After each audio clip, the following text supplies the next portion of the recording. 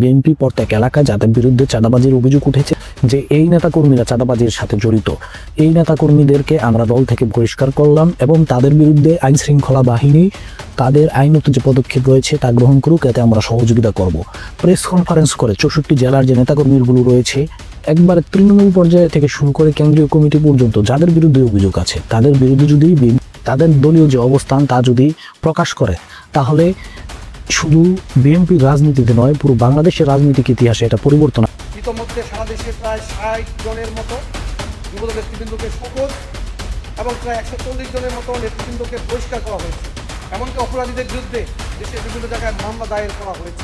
গত 22 ফেব্রুয়ারি 2025 গাজীপুর জেলার শ্রীপুর উপজেলা যুবদলের সদস্য জাহাঙ্গীর আলমের বিরুদ্ধে সন্ত্রাসী কর্মকাণ্ডে জড়িত থাকার সুস্পষ্ট অভিযোগ উত্থাপিত হয়েছে।